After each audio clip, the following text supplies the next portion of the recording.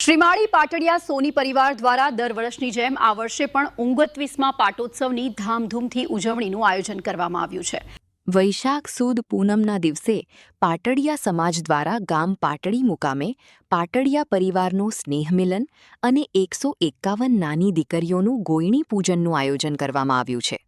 આ ખાસ પ્રસંગે માની ચૂંદડી અને ધજાનું પૂજન પણ કરવામાં આવશે।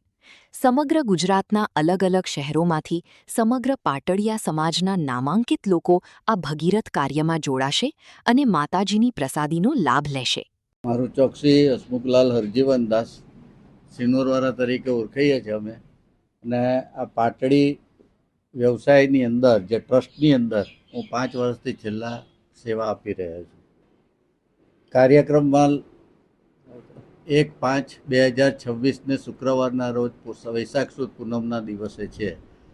હવે સવારના પોરમાં જે બધી પબ્લિક આવે ત્યારે 9 વાગે એને ચૂંદડી અને ધજાનું આગમન થશે, એનું પૂજન થશે અને પછી માતાજીને ચૂંદડી ચડશે, શણગાર ચડશે અને પછી ધજા ઉપર માતાજીની ચડશે।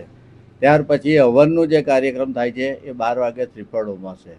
એ પછી વિધિન 10 વાગે 9 ગોયણીનું પૂજન, 9 પરણેલી જે પાટડિયા પરિવારની વહુઓ છે એમનું પૂજન, એ રીતનું ગોયણીનું પૂજન થશે। પછી એ સિવાય હોલ ઉપર 150 ગોયણીનું પૂજન થશે અને ત્યાર પછી સભા ભરાશે।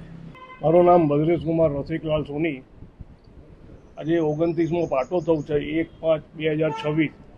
તારીખ તો ગમે તે હવે લગભગ વૈશાખ સુદ પૂનમે જ તિથિનું જ મહત્ત્વ રાખેલું છે।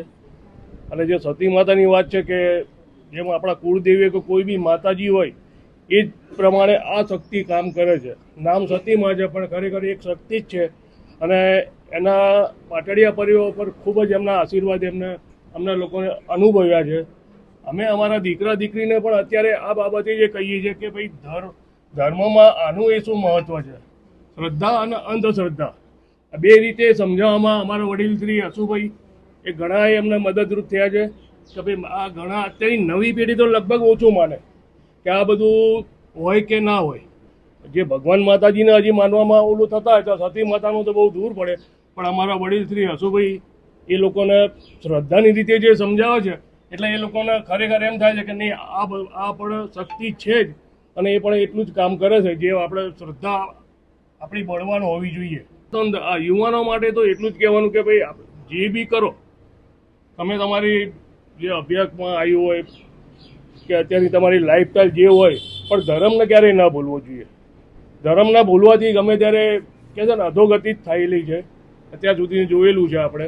તો યુવાનોને એટલું જ કહેવાનું કે હાલનું જે કલ્ચર છે તો તમે તમારી રીતે કરો, પણ ધર્મને જો જોડે સમજશો તો તમે અત્યારે ખૂબ સુખી થઈ શકશો અને સાચી દિશા મળશે। અને એવું સમજાવનાર અમારા વડીલ એવા હસુભાઈ તો ઘણી વખત અમને મદદરૂપ થયેલા છે।